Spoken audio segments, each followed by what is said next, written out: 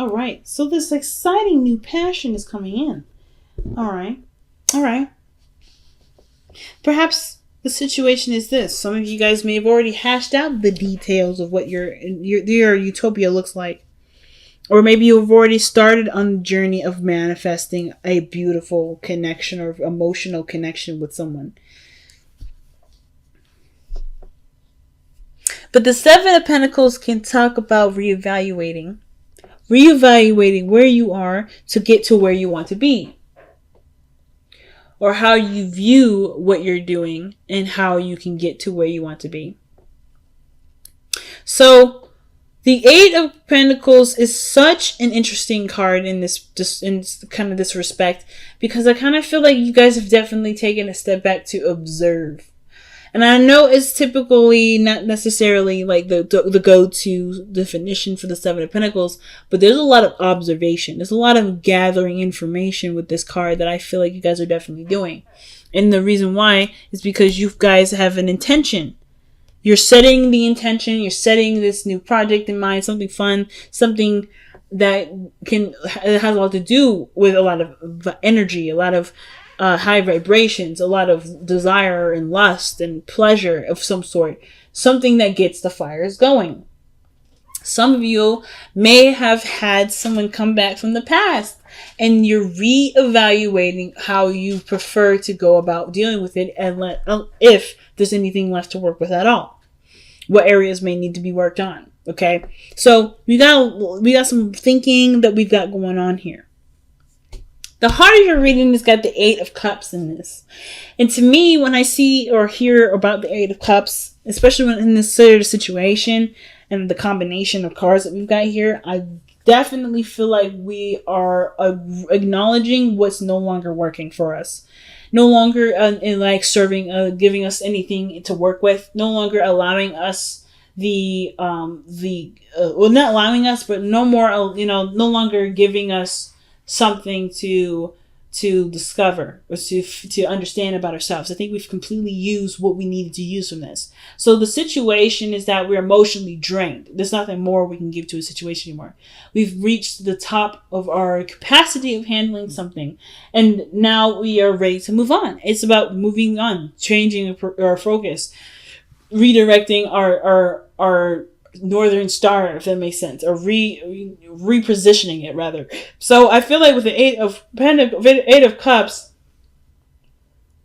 this situation is saying that how much you are ready to kind of move on. Like you're not quite interested to stay and linger. So in the past, you had the King of Cups. You have an ideal lover already. You already know who this person is. You already know what this person's going to look like, how this person feels, how you want them to make you feel. You know exactly what this individual looks like. There was lots of daydreams with this individual here. Sometimes this can indicate this is an actual person, the Pisces, Cancer, Scorpio, whom you last interacted with. And this person was quite mature for how they displayed themselves. Or this is you guys mastering your own emotional your own emotional portion of yourself, becoming more aware of your emotions, mastering the flow or the way you respond to certain things in your life to manifest what you want to manifest. So you know exactly what this is for you guys in your own personal stories. So with this translation, right, I feel like with this mastering of your own emotions here, or dealing with somebody from the past here, I don't really feel like this person was emotionally manipulative or underhanded in some way, but I do feel like this person had some serious conflict attached to it, and you've made peace with it somehow. Or you've created a way to be more self-sustaining, or to have more self-esteem, higher self-esteem for yourself in this area through this kind of interaction. And I don't know why I'm connecting this with the external energy, the Five of Swords, with the King of Cups in the past, but I do feel like they have something to kind of do with it. There is something that is non-compromising though. The Nine of Pentacles does to tell me that there is a serious amount of boredom. There's nothing really going on. There's nothing really interesting or challenging you at this moment. And as much as comfortable as this environment is, it's not giving you something emotionally back. There's something emotional that you're not getting from this situation anymore. So the Five of Swords is coming in where there is this change, and perhaps in perspective, about how this is supposed to look for you, or what this should look like for other people, or what this should look like for you, rather, right? How this should look, how this should be. So let me see, honestly, why is this Five of Swords coming up in the external energy? The Tower. Unexpected changes and adjustments in your life. Alterations to the magnified degree.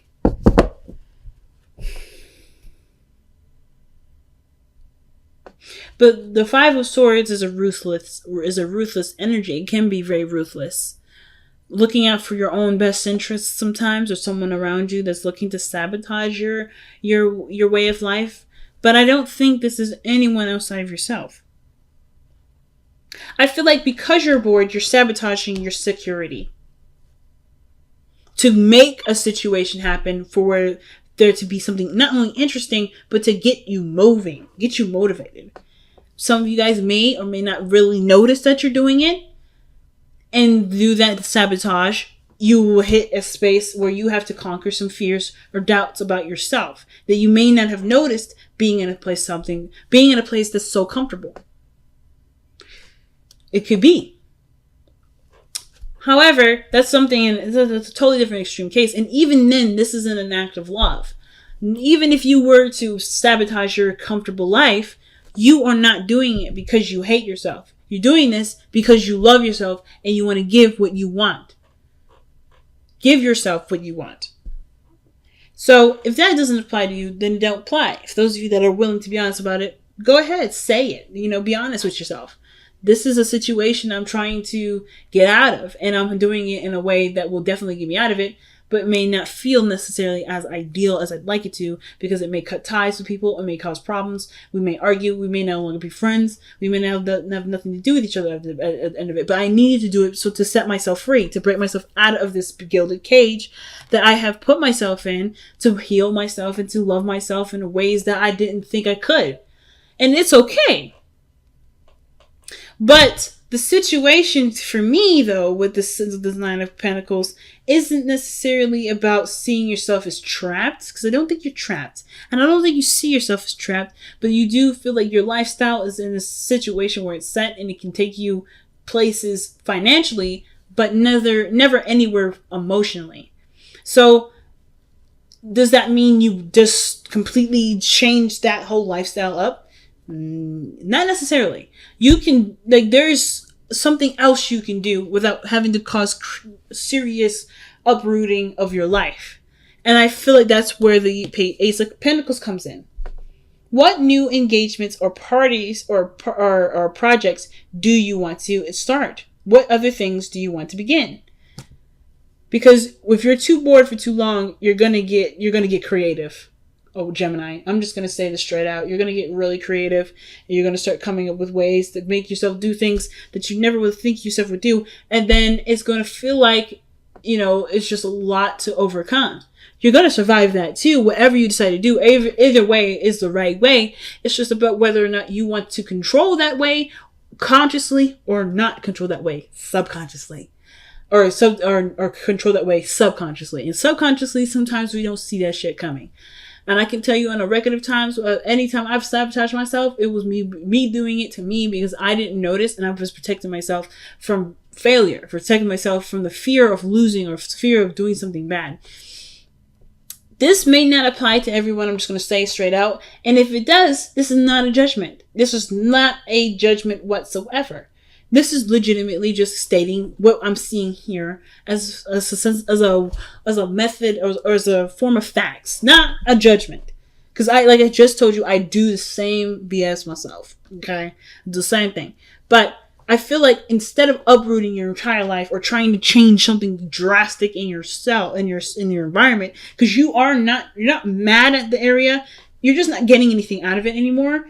Emotionally and like financially and everything, you're comfortable, you're set.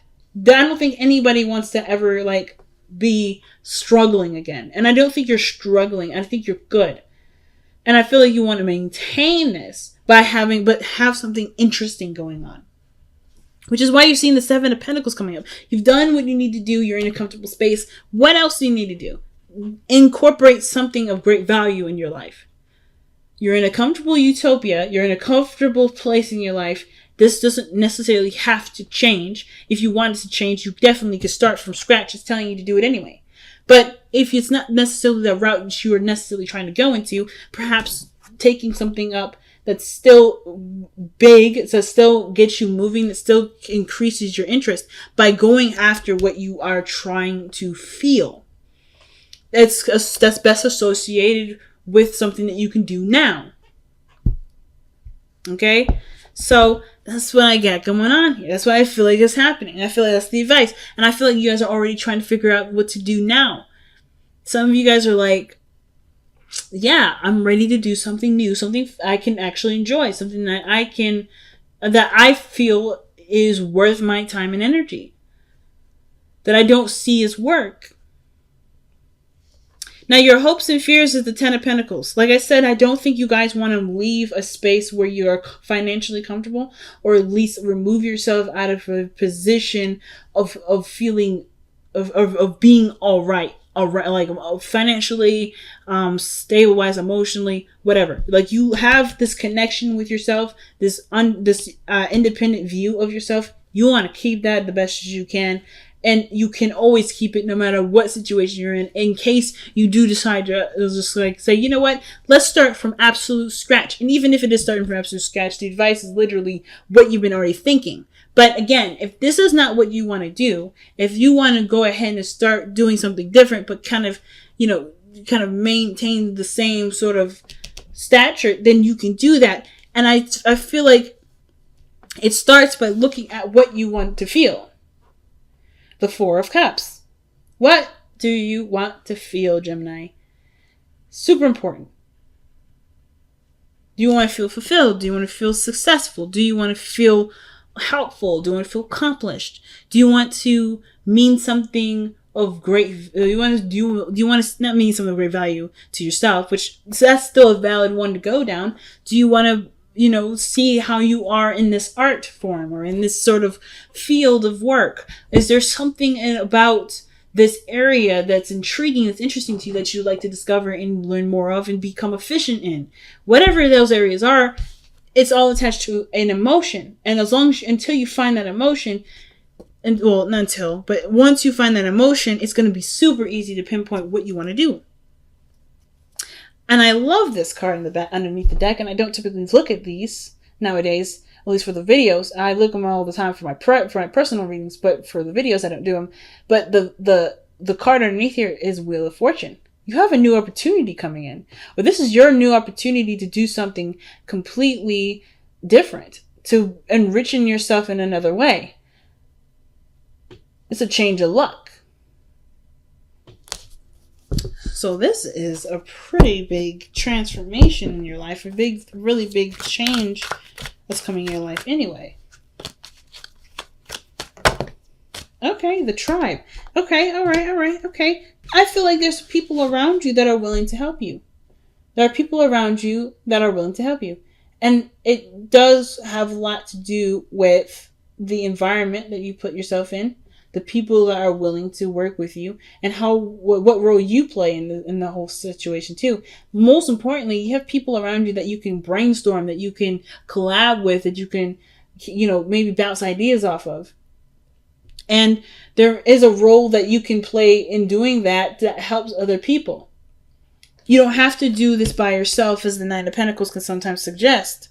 Doing something solo or being alone or doing something without anyone else's help. You don't have to do it by yourself.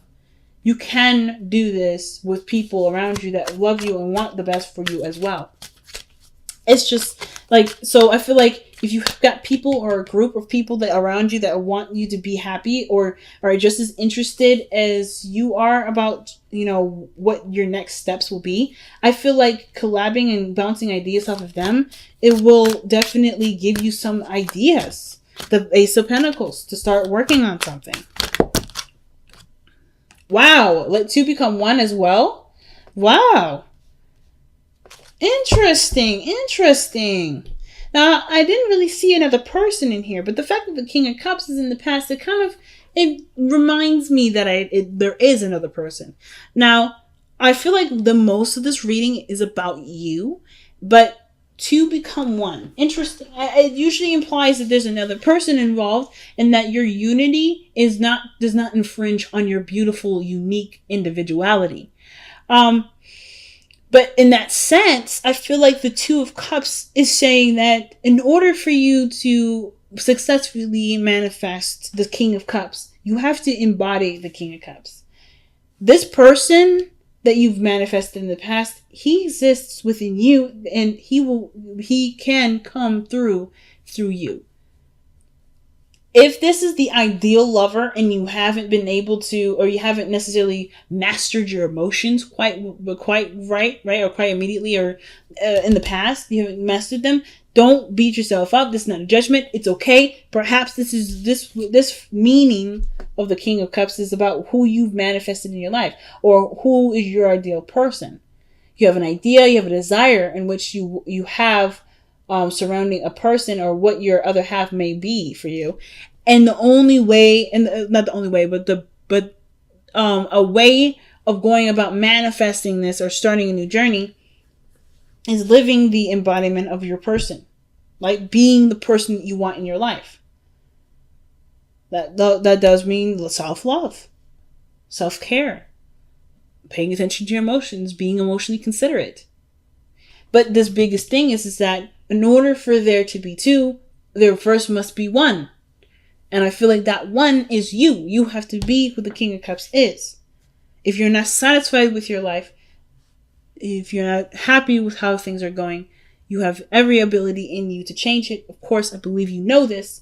But the most important thing is that if you've manifested, or you've been wanting someone, if you've been desiring another person, that other person exists within you.